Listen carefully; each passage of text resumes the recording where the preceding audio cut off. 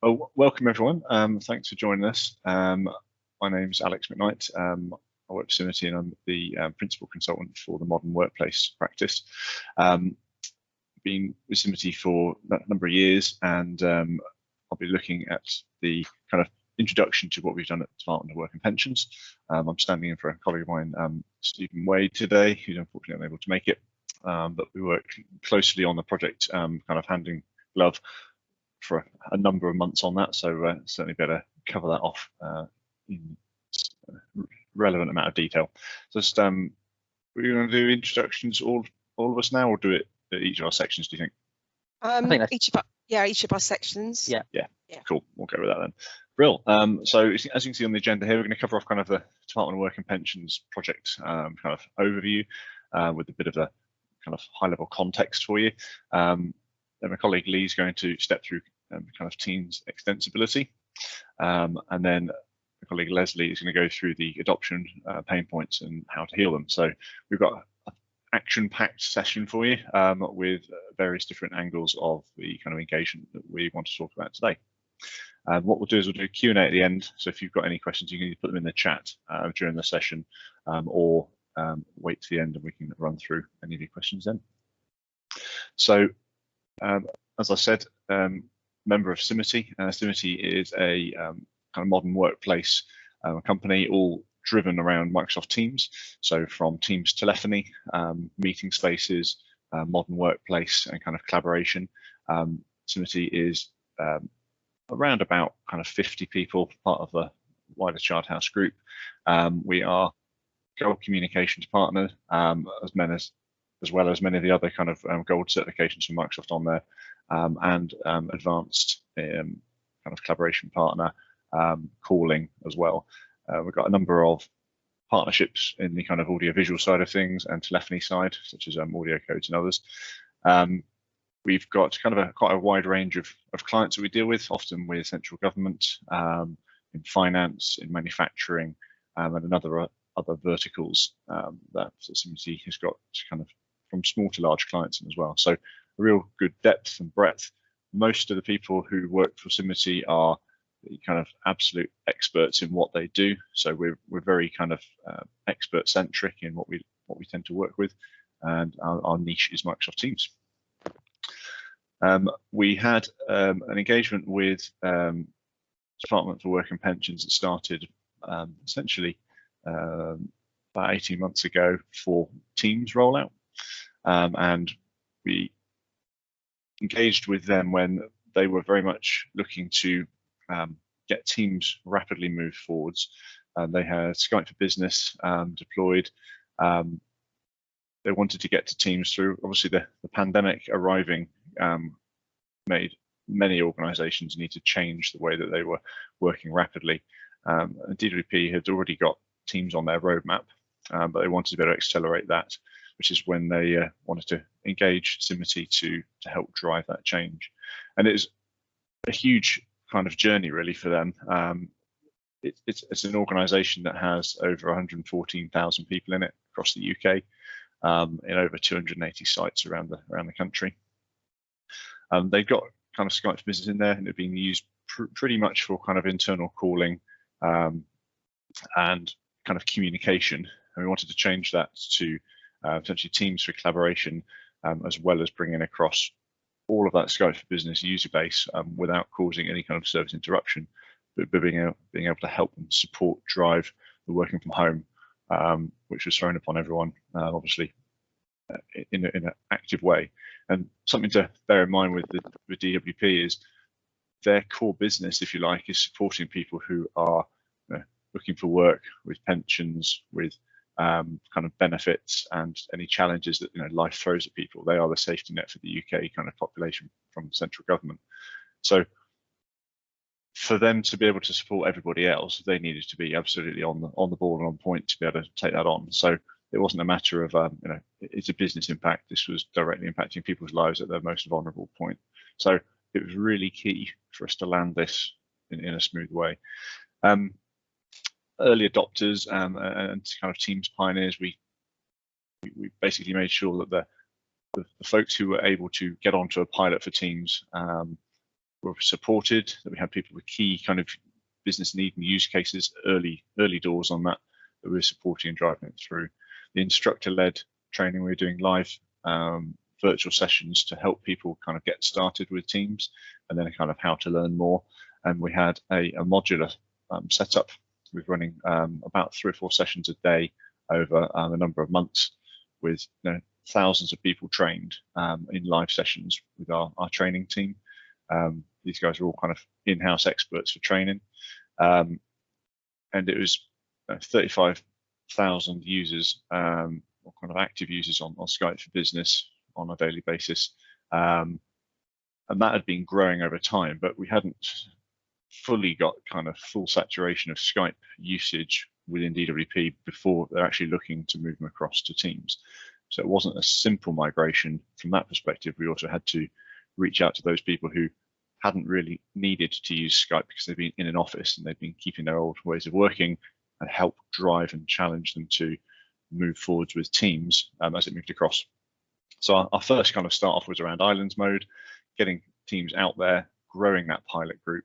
And we did it in a kind of a departmental modular approach, training up areas, giving them the tools they needed, giving them a switchover date and moving them forwards.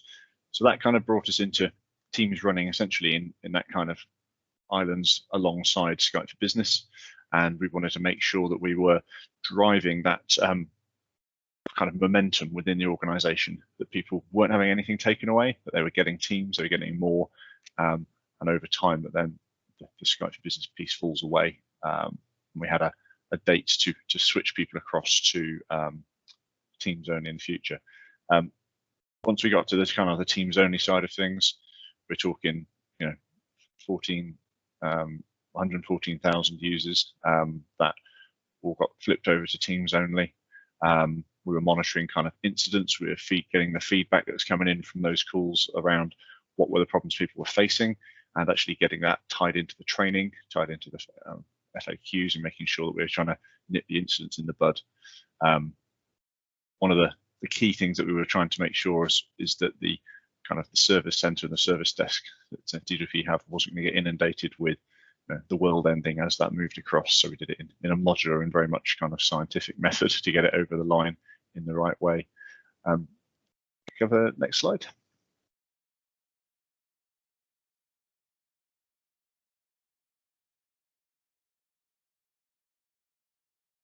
So we had a substantial amount of success with the training. Went down exceptionally well. We've had a number of comments that from kind of key folks within the organisation to say that the training and the kind of approach that was done with this was one of the best rollouts of kind of technology within the organisation that they'd seen.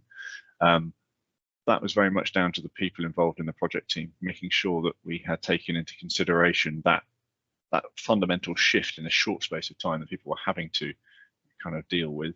But we had learning pathways set up where we basically had a number of on-demand video modules, as well as the live training sessions, as well as the FAQ and the Learn site that we put together.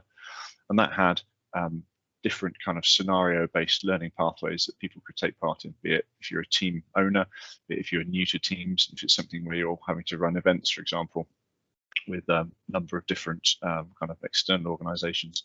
One such event was the kind of a jobs fair, so where we're helping people get back into work through the DWP process, being able to set up a virtual fair to help get those people into conversations with potential employers when all of the kind of the physical events have been essentially cancelled at that point. It was a really key use case that was an opportunity presented itself. We worked closely with DWP to get that set up in motion, trained up all of their people who needed to take part in it so they were confident in the tool, and then were available to kind of handhold with FAQs and things and support as they went through. So something that was really key was to make sure that as opportunities arose where DWP found themselves with a challenge, that we had kind of use cases that were defined and training available to help them deliver those to the general public.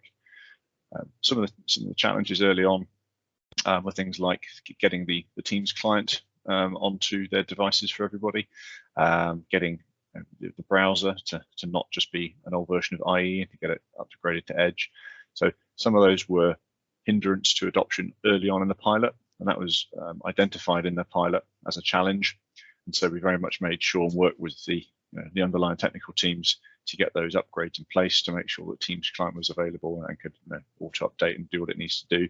And that then helped to drive the adoption, getting the Outlook plugin so that people could have a Teams meeting rather than a Skype business meeting.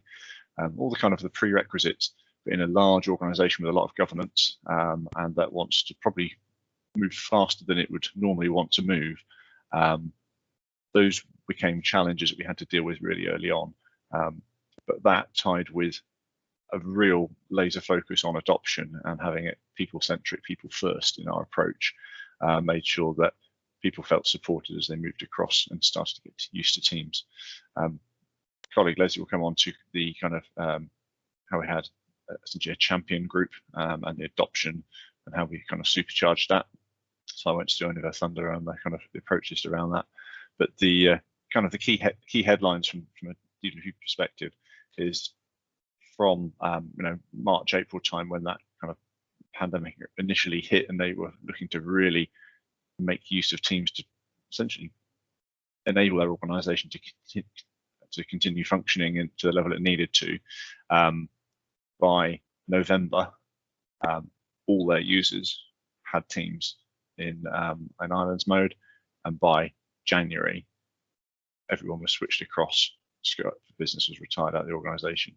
So it was a rapid, massive change that people embraced and wanted to get on board with.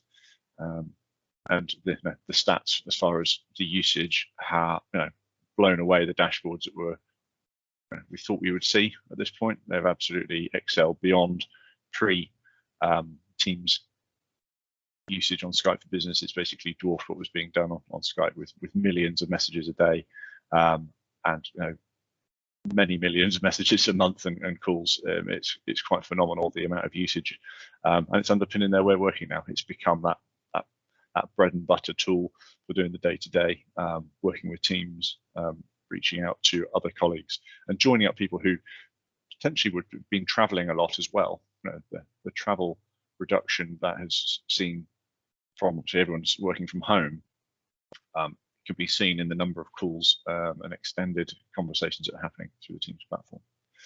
So I think I'll probably look to wrap my section up there, and I think there's any more slides for me on that one, Leslie? That's it. We hand over. Thank you. We hand over to Lee now. Hello, everyone. So my name is Lee Ford. I also, funnily enough, work for the same company, Simity. I have been involved in this project and other projects in a similar fashion, where they're looking to move from Skype for Business or another platform, and not only moving from Skype for Business to Teams, but also, okay, what other things can we bring to Teams that we didn't have in Skype for Business, but maybe had a requirement for, or we were using another product, and let's try and consolidate everything into kind of one app or one product that a user can have. So, like I say, I've worked for Simity for about 3 years now, and that's pretty much what I do is extensively Teams migrations and kind of designing solutions to kind of add on to Teams and make it sort of a massive success, or as big a success as it can be. So I'm going to talk about Teams extensibility and things that you may not or may not be aware of when it comes to Teams, and how you can kind of extend on top of what Teams actually can do out of the box, and kind of give you a real life example of how we've done that within DWP. So let's go on to the next slide. Okay, so before we get to Teams, we'll just go down a trip down memory lane for people with Skype for Business. I had a real hard time actually getting a screenshot of Skype for Business because I just don't use it anymore, and it wasn't actually installed on my machine. So I had to get to Google and just find one. Ultimately, for Teams, we had Skype for Business, and yeah, the basic kind of functionality within Skype for Business was chat or instant messaging, group chat wasn't really a massive thing. You kind of didn't have group chats or chat rooms really. You had meetings, obviously it was chat within meetings, and you had collaboration where you had file sharing, and you had something called persistent chats, which was not really the same as a group chat in Teams. It kind of got the job done, but it was limited when it came to extensibility. You couldn't really say, oh, let's add a certain tool on within, like you can within Teams, let's add this app or let's add that app. There really wasn't that within Skype for Business. And that's obviously what DWP had before they moved to Teams. Can you move the slide? Thank you. So now we're on to Microsoft Teams. What can it do better compared to Skype for Business or another platform similar to Skype for Business? And if someone was to ask you what do you use Teams for, the answers are probably going to be very similar to what we were just talking about. Yes, you can do chat and instant messaging. You can do that in groups, one-to-one, within a meeting. You can have obviously hold video meetings like we're doing now. You can also do collaboration. You share files, group chats, have meetings within channels.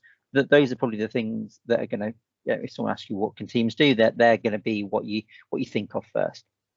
And if you think about it, that's kind of what Skype for Business can do already. And now what we're going to talk on is how Teams can now kind of take it to the next level. So, so when is Teams not just Teams as we know it? And effectively what we're saying here is, how do we make Teams more than what it is when you install it and that's what you have? And for me, I think one of the real game changers is being able to bolt on apps or experiences or solutions that maybe would be surfaced in a separate app or a separate product or a separate web page or something that a user had to go to.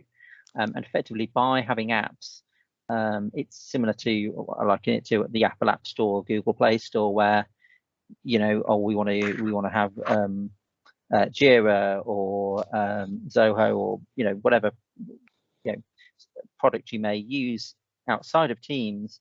Okay, is there an app for it? Can I have it within my team? Can I have it? Yeah, so the wider team can all collaborate on the same app rather than having to have lots of different apps or lots of different web pages you've got to go to and sign into each web page. All of a sudden you can have everything in one place and all be centralized and not have to worry about, oh, I'm on this device now, I haven't got that app installed. It's wherever you log into Teams, you have everything with you. So I think that's a real great benefit. And a lot of these also work on sort of mobile experiences as well. Okay. So I'm just going to quickly touch on one of the examples of Teams extensibility, and this is kind of, you know, probably like a lot of sessions, there's a little bit of a COVID-19 slant to them on, you know, people working from home or having to pivot from working in office to working from home, or maybe pivoting back from working from home to now being able to return to the office, you know, maybe carefully. And this is one of the scenarios that was posed to us was, and this is by sort of more than one government organisation within the UK, and they were planning to return to work, and what they wanted to do was have an app or a process that allowed people to safely return to work, was going to allow the company or the organisation to manage it carefully and gradually, rather than kind of just sending out an email saying, right, okay, go back to the office if you can.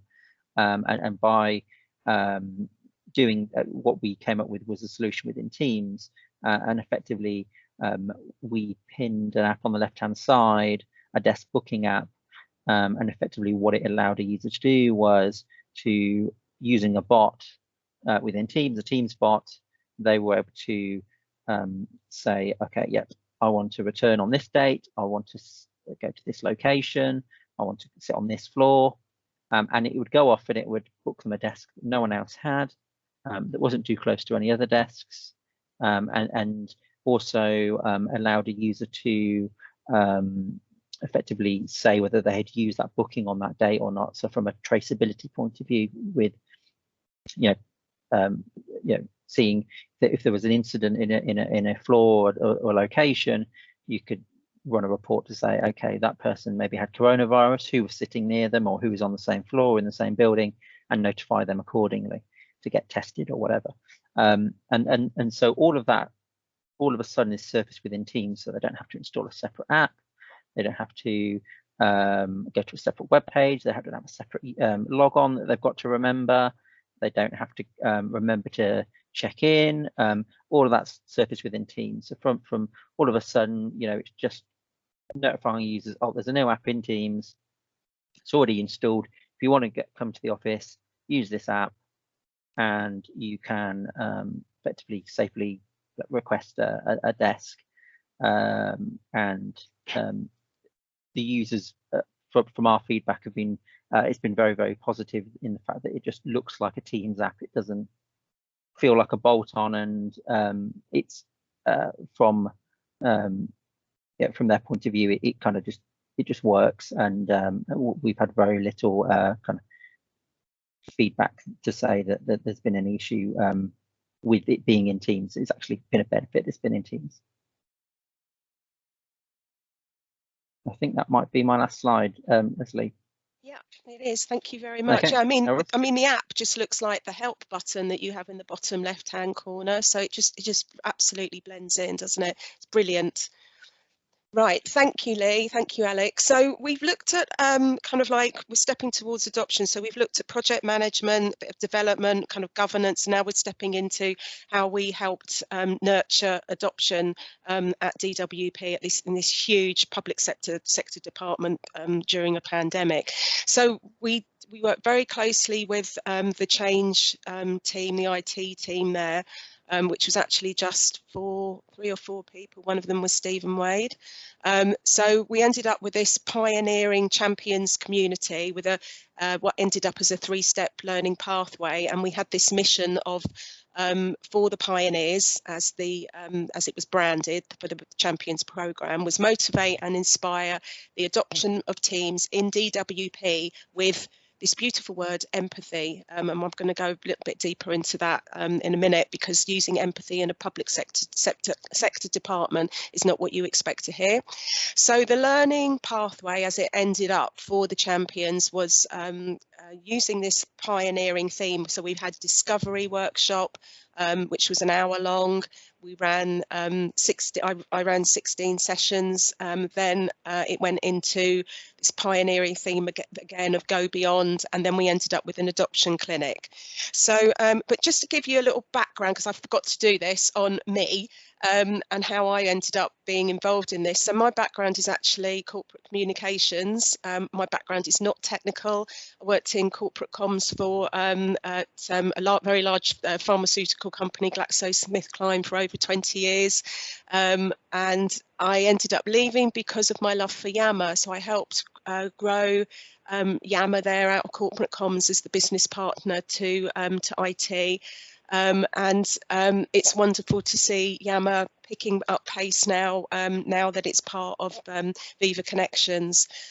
So yeah, my background is not technical, and I'm probably the only MVP, I think, in the world that probably hasn't got a technical background. So just to warn you as well, I've got 2 dogs in the house, so hopefully they're not going to start suddenly barking when someone goes past the front door. So that's me. So I've been an MVP for 4 years, and my specialism is user adoption. So yeah, we ran. So the purpose of the discovery workshop was to take the Teams power users on a journey of discovery, to go beyond through the lens of Teams.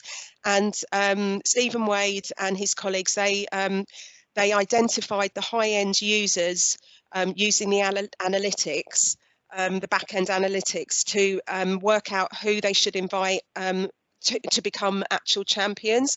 So this was a really unusual approach that worked really well. So I think it was, as Alex explained, they switched on Teams to the corporate users. I think that was about 20,000 people, and they let that roll for about 3 months. And then from that, that's how the high-end users were identified, and they were invited to come along to our workshop. So usually we find with champion programs is people are invited to join the champions group. You think they know, you know who the champions might be. Maybe they're good on social media, or they've used other maybe collaborative tools within the company.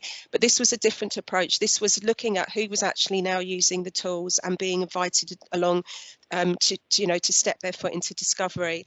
The other view of that I think about this, I've just noted it down as at the beginning of the session, is that there was kind of like the 30,000 foot view of the discovery workshop, if you were kind of like in a plane, and then it was landing the 10,000 foot view, going a little bit further down, of focusing on the content and the goal and the mission. And then we kind of like hit the ground running with the adoption clinics. So that was kind of like where we were coming from with it. So the agenda for the discovery workshops, as you can see on there, I ran 16 sessions of those, was introducing a pioneering team's vision with new habits and behaviours.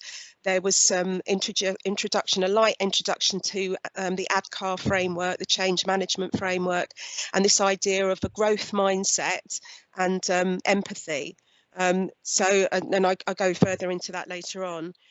We gave them a little preview of the resources that had been built into what was called the Pioneers Hub, which was SharePoint that they could access through the Teams Champion community, the Pioneer community. So that session ran for an hour.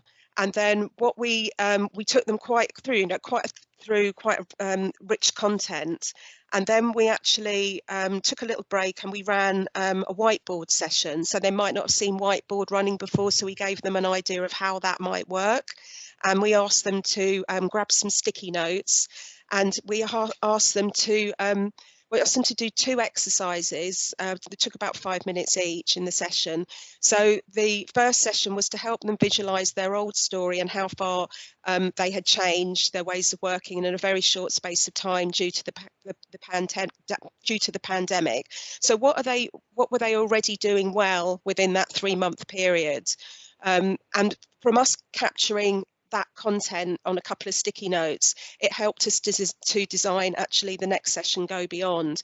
So it was helping them visualize their old story and their new stories. And this is really important. I think maybe Megan and Laurie touched upon this at their session before about kind of like qualitative and quantitative measurement as well, because you want to get that qualitative measurement, and that's where the writing up their old and new stories is really important to share with the rest of the organisation. So the next sticky note exercise that we quickly did with them was what features or apps might they like to try now, because we introduced them to lots of new features that they might not even realise were at their fingertips. So even just using the whiteboard, using Planner, OneNote, GIFs, the emojis and everything, announcement features, using the idea of breakout rooms. So, giving them an idea of how they can take it even further through the lens of Teams. So we captured that information as well from them. So after the session, they were sent a Microsoft form and asked for their feedback on the workshop for continuous improvement. And we were improving the workshops all of the time because it was a really new format. And we also asked them if they would like to become a pioneer, not force that on them, because they might be too busy, they're working from home under really difficult circumstances. So if they agreed to join us and come back to the next session, and they had to fill out the form to say that they would like to join us, they actually got a Pioneers digital badge that was attached to their Office 365 profile, and they were also given access to the Pioneers Hub, where there was all the resources for Teams, lots of tactical stuff there, like scavenger hunts and Teams bingo and all sorts of things that were flying around at the beginning of last year. And we were delighted that we had an uptake of about 98%. Hardly anyone said they didn't want to carry on with the programme, so that was brilliant. So the next, a couple of days later, probably within about 5 days later, they were invited to the Go Beyond workshop, and I ran about 21 of those sessions, and they were much smaller sessions. for maximum of 7 people. So the discovery workshop, we could have as many people as we liked on that. But the next session was basically them sharing their old story and their now new normal success stories that they'd already started to articulate in workshop 1. And this was where we would ask them to do a preview of their team's space, give us a walk around on what they've actually already kicked off. And some of the stories that we started to see were absolutely immense, and these are people that have been working in the public sector for 20-30 years, and their passion around using Teams in such a short space of time was absolutely off the scale, and the sophistication of what they were already using tasks.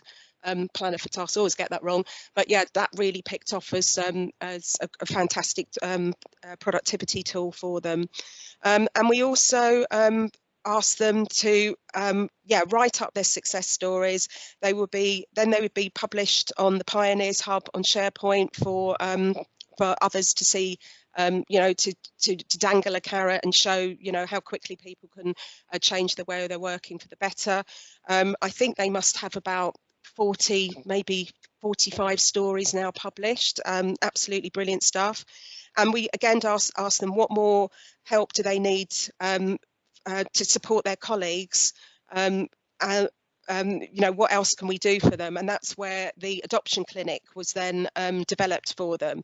So the adoption clinic was a train the trainer approach in an engaging format that we hope was an engaging format for our champions, to perhaps repeat and upskill other people in the department, in the public sector department or area.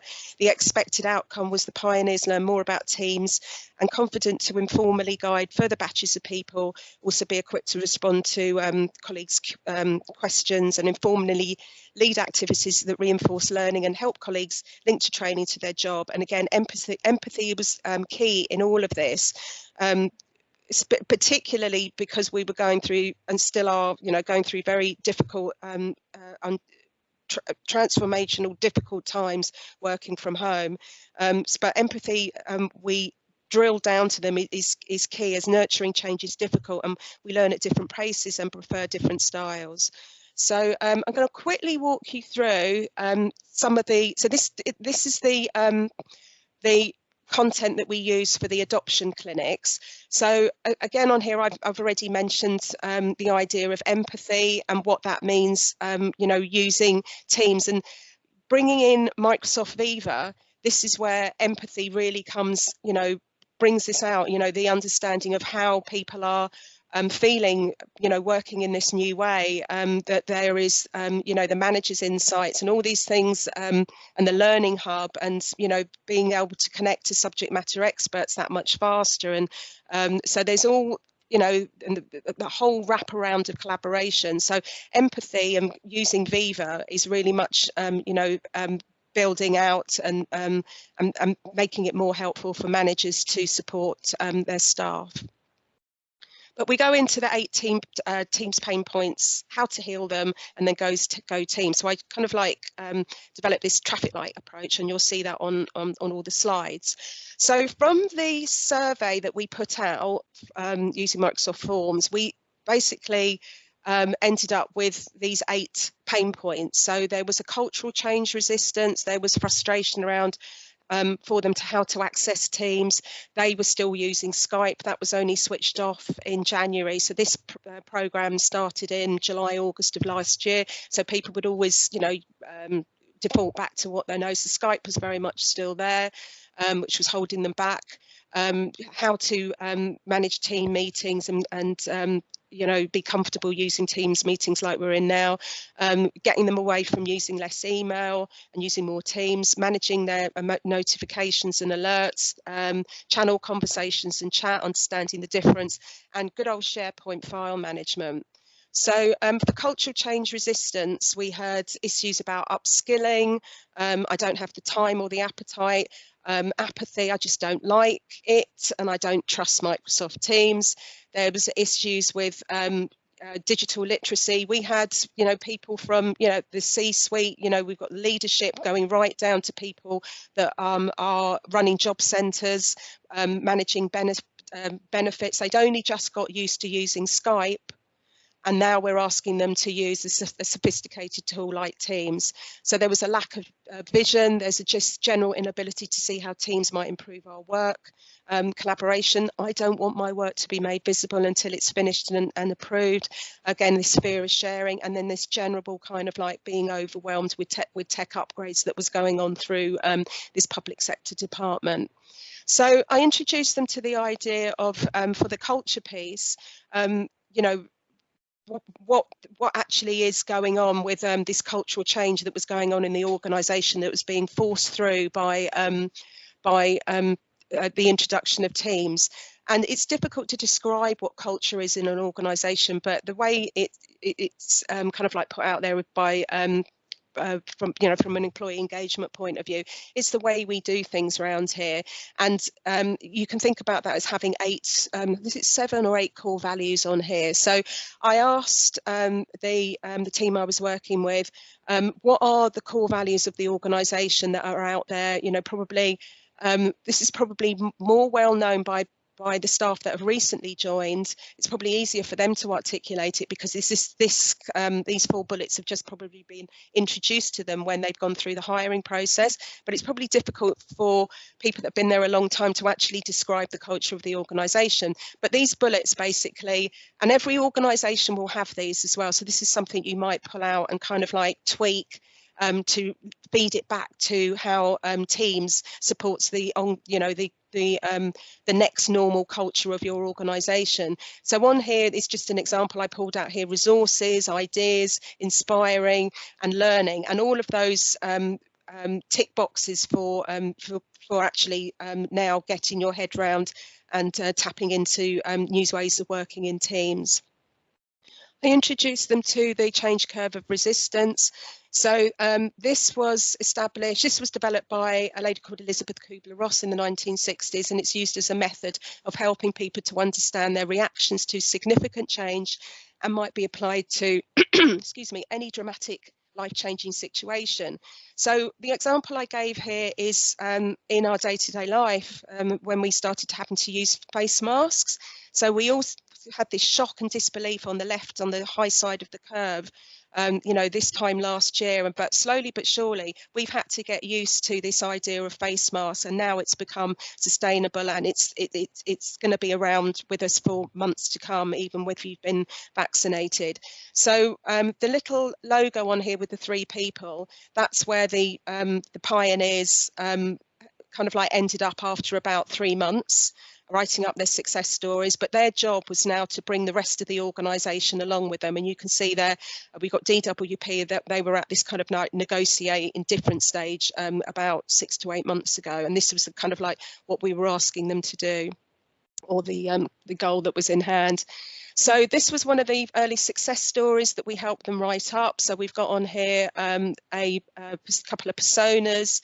We've got on there the current state, the pain points, how they were working before, and then we've got on there kind of like their new ways of working. And we've got on here some, they were using Teams meeting from Chat Planner, and they were using some OneNote as well. So this was that idea of how to write up success stories that we helped them to do. Number 2 was access to Teams. We showed them there was a number of ways to access Teams. I'm not going to go into that now. Skype for Business, that's now gone, so that doesn't matter anymore. That was a tick. I love this iceberg approach. So this was drawn up by Joe Olson, who's an MVP. You might want to look him up, but it's this idea of, with Skype, you had you had calling, chat, and meetings, which are all fantastic. That's above the iceberg. A level of the water, but then you've got this idea of this massive piece of ice below the ice, the level of the water, and you can think of that with within Teams you've got calling, chat, and meetings, but you've also got SharePoint, you've got apps, connectors, bots, you know what Lee was how he develops them, and I've added on there recently Microsoft Viva. So you know the staff have to realise that, yeah, they might be losing Skype and it works perfectly fine, but they're getting all this rich functionality as well. So on here I've just added a slide about why do we need to collaborate? So, you know, kind of like me, my team and my organisation, the idea of kind of like there's 3 steps to collaboration. There's so many ways of thinking about collaboration. We've got stepped into point number 4 out of the pain points. And this was about inexplicable problems using team meetings, but that ended up being pretty much fixed. As we all know, there's a much kind of like smoother transition now into team meetings that have been, you know, shipped by Microsoft and are constantly being shipped. So I'm not going to dive into this one too much because I'm sure you're all kind of like experts at joining team meetings. That one's kind of like past now. We gave them an idea of, you know, the differences between email versus Skype versus Teams, and the, you know, Teams ticks all the boxes. And then there was the number 6, there was the issues around managing their chat and activity notifications. You know, people were saying email is like the blood, we still need it. You know, we still are comfortable with using email, and Outlook notifications and Teams alerts can be annoying. So this is where I just gave them the idea of Outlook is not going away. It's still needed for external third-party communications. An idea if you might use it for deeper work with shared links. So still email when you maybe got to do a long project update to maybe one person, someone more senior than you, and you can put in there loads of shared links. And you still need it, of course, for alerts that are coming from the Office 365 apps, Teams chat notification, meeting notifications, SharePoint notifications if you commented on something and, you know, at a colleague into the notifications, they're going to be pulled back into that SharePoint deck, and then planner and task notifications. So you still very much need Outlook. And number 7, channel conversations and chats. There's confusions around, you know, what a chat is and what a conversation is within the channel. So we gave them basically the basics of what channel and conversations and chat about. So, you know, we tell them that Teams can also have up to 10,000 members. If you think of the channels are the children to the team parent, each team can have 200 channels. You get when you become a team owner, you are given a general channel to start you off, and that cannot be deleted or edited. So we say perhaps use it for onboarding new members, having a bit of fun. The conversations take place in the channels, often around a document that you've uploaded into the file tab and then shared into the conversation with a link. You can save your channel conversations to aid search later on, and you can have private channels as well. And we gave them a kind of like a demo at the end of the session as well that covers all of this stuff off. Then you've got the chat. So I think we all know what chat is, so I'm not going to dwell on that at this time. So we also kind of give them an idea of the with channels and conversations and chat. So I talk about the story of like. So imagine you are in a real room with 200 people, and you tell those 200 people something you know is helpful to them, and they totally ignore you. So that's what it feels like if a post goes unacknowledged in a chat or in a conversation. So my guidance here to the DWP staff and to everyone, you know, on this meeting now is please acknowledge posts. They're priceless and they cost nothing. And you can see an example here of where Danielle here was sharing a success story, you know, and the whole thing's come to life because you started using those emoticons and GIFs as well. So don't ignore a post, you know, give it some love. It really does help the other person and nurtures that collaborative culture within an organisation. So there was lots of tactics that we introduced to them that came from all over, you know, other MVPs and from other companies. So there were scavenger hunts, there was the Teams Fun Bingo card that came out. You can play those. You can use the whiteboard to play Hangman or Pictionary as, you know, to introduce the idea of how whiteboard, you know, really it's for ideation, but you can have a bit of fun with it whilst you're working from home in those more informal meetings. You can do polls, you've now got breakout rooms. And then there was lots of, we found kind of like work-life balance channels popping up within Teams, within DWP, and they called it the playground. where they were having walking meetings. They were sharing crossword puzzles in the canteen, or they called it the notice board. So instead of just using that general channel, they actually had a real place, a real channel for having a bit of fun. And this really came to life during like Christmas and Easter, and pets, sharing your pets and sharing you know, lovely photographs when you've been out on walks and things, recipes and all sorts of things that you would probably do on Yammer if you had Yammer in your organisation. File management, that was our last of the pain points, but it's probably the biggest one. So this is where SharePoint came in, and the understanding of you know, SharePoint content management, which is there to manage your files, but it's also there to be, you know, your community and intranet pages. And it's as Jeff Tepper said to us this morning, it's been around for 20 years. Yeah, loads of questions around SharePoint and how to manage SharePoint. You know, this is a huge department managing millions of documents, but within the department they had their own SharePoint team, so we kind of like guided them to go and talk to them and join their lots of the training sessions there. This is just another slide that we gave them as an idea of what OneDrive is and then what SharePoint is, but I'm sure the experts, the IT people on this call would already have a very good idea of what OneDrive and SharePoint is. But here you can see it's OneDrive for personal storage, SharePoint for collaboration, and then you've got Teams for calling, chat, meetings and collaboration, and so much more now that we're going into Viva. So just to round this off, as you move outside your comfort zone, what was once unknown and frightening is now becoming the new normal, and that's kind of like where we are with them. So you can see here, once we got them through they're out of their comfort zone of Skype, email, and file shares. We've all been there. We all were comfortable with that way of working. We know where the magic happens is on Teams. So just a reminder for this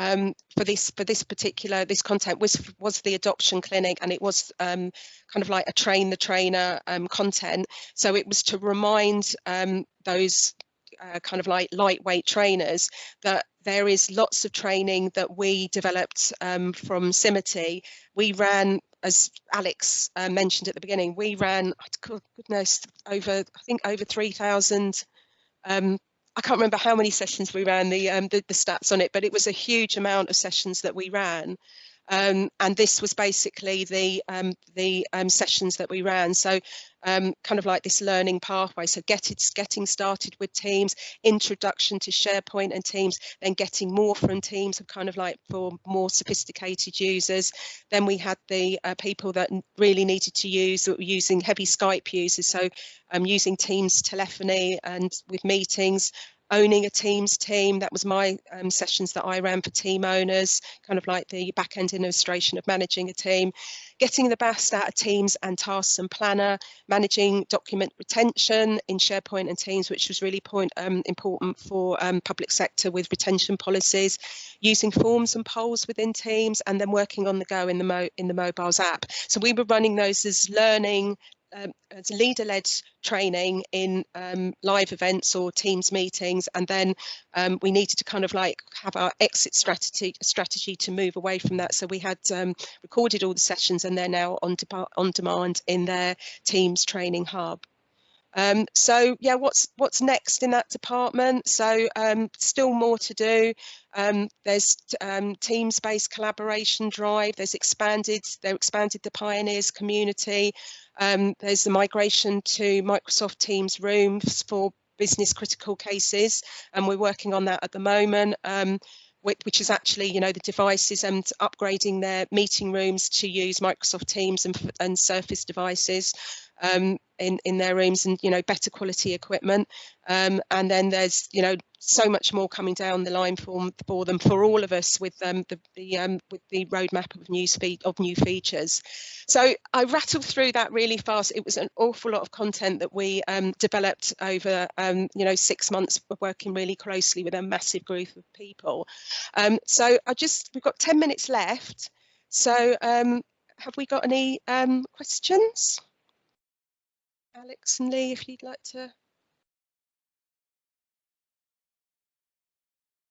Yeah, thanks, Leslie. Thank you. Yep.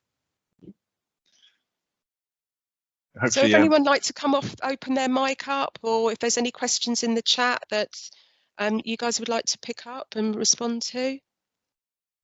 No, the only question which came up is already answered about the app you have developed, and I think that's good from the chat perspective. Okay, just one question we've had when we've run this session before is this scalable? So yeah, the fact that it was a 3-step program that we took them through, all the content is so scalable. You could run it for, I think you could run it for a group of maybe, you know, a couple of hundred people. It's the content, I haven't gone through yet, the content that we used in the discovery workshops. It's all scalable, so it doesn't matter the size of your organisation. This approach, I think it could work for any organisation. Yeah, I think we've got some questions here, haven't we? So did you incorporate Teams training into your onboarding process for new joiners? So I think the training itself was a mixture of both live kind of sessions and also on-demand video through the learning pathways.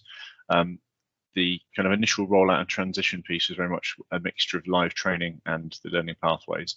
And that live training covered off, we think we trained about 60,000 people, and there's a further 70 to 80,000 people who've taken part in the on-demand video. So those learning pathways are now being baked into the kind of DWP onboarding process, kind of getting started with teams and learning more. Those modules are now part of that kind of induction process. That's hopefully answers you. Your question. Another question here. Did you do any metrics for how happy people are with the new tech? So I guess, Leslie, some of the feedback that we kind of have received around people's usage of Teams and being able to get on board with it, I think from pretty much what I've seen, it's been pretty positive as a general kind of acceptance of the technology. I think some of the pain points potentially where people have baked in business processes into old ways of working, and they need to understand how to kind of unpick that to make it work with Teams potentially, or is that process, often a process has been put in place with sticking plasters from a historical challenges, so they can sometimes use that to actually re-envisage how to do that process from the ground up and get some efficiencies as well. But obviously that does take a bit of thinking and a bit of time. So that's probably where we've seen some of the bigger challenges. And as I mentioned earlier on in the session, getting the technology, like the client out to everybody was a challenge.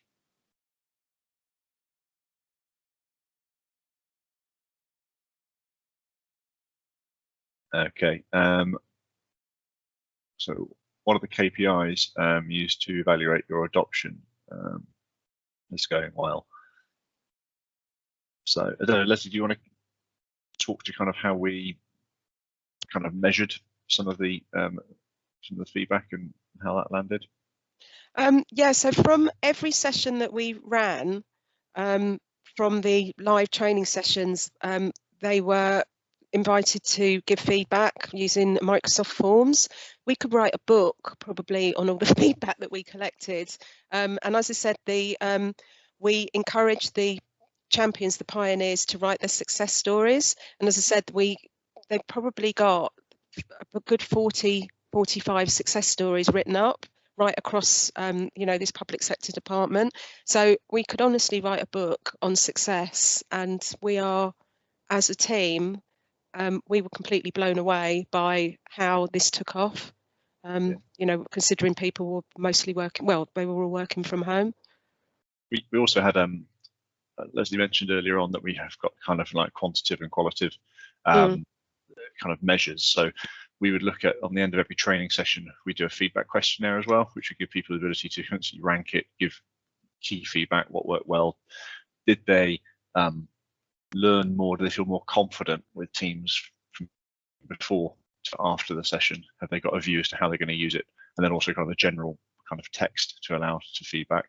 So there was that kind of gave us some quantitative kind of did you learn stats, and then also we've got that kind of more general feedback, the conversational stuff that gives us a feeling, and that kind of discussion and engagement with people. So we didn't want it to be a very just kind of cold training course. It needed to, as Leslie says, bring empathy and passion and a feeling of driving the organisation forward to, along with its values, to help people. And that's really, really key. So we tried to kind of embody that in how we not only delivered the training and engagement, but also how we kind of took the feedback. It was in a number of ways, both through questionnaires, conversations, general kind of drains up. Tell us what you think went well. Tell us how we could do this better next time. And so it's ever evolving, the training that we ran. Yeah, and there was the team's pioneers team that the champions were put into. And they were then ended up just helping each other and supporting each other, and that became a really lively community within itself. A good community of practice, where they ask questions and then they start responding to each other. As I said previously, it probably would have worked really well as a Yammer group, but they weren't using Yammer within this public sector department. But that's where the likes of Yammer come in really well, because it's it should be kind of like an enterprise-wide open community. But yeah, it's that was the hub of how they supported each other, and with that's how we could kind of like back out of it. Got one last question. How long did it take before you saw the organisation really adopting working in teams as a place of communication and collaboration? We're seeing it's hard to get people to use it for more than chats and meetings because they feel there's too much to learn in an already busy day. Great question. We found that by starting with low-hanging fruit, so people who had a business challenge that they needed to find a way to solve it, gave people a need to be there. That helps then with building up that kind of snowball to drive some momentum, to show the benefits and give real life examples as to how Teams is helping people do things better, more efficient. We also had the ticking time bomb off the Skype for Business is being turned off in July. So it's not a matter of if, it's a matter of when, and we'd rather you join the move now and we can help support you get there, to those that are a little bit more reluctant to kind of take their claws out of Skype and then move across to Teams. So it's kind of a bit of carrot and stick, but we try to lead with the carrot definitely as the way to entice people over with the right ways of working, doing things better, and also trying to remove legacy channels and legacy ways of working to enable people to do it in Teams, so they weren't doing things. It's not another thing to do, it's a better way of doing what you're already doing. And that was a kind of a key message we tried to land. Yeah, and if the pandemic hadn't have happened, it wouldn't have, the speed of this, it wouldn't have happened, the take up wouldn't have been as fast. So we can, as we've all realised, that, this hybrid way of working has, and COVID, there has been some positives that have come out of it. I think we're pretty much out of time. That's all the questions I can see. So, and I can see a spelling mistake on this slide, which I will correct. And it's not entablements, it's enablement. So I will correct that. Perfect. Thanks so very much for taking part, and have a great day and enjoy Teams Nation. Thank you to my co-hosts as well, and to the moderators and the guys who've helped set up the session and book it all in. So take care and look after yourselves. Thanks very much. Thank you. Thank you.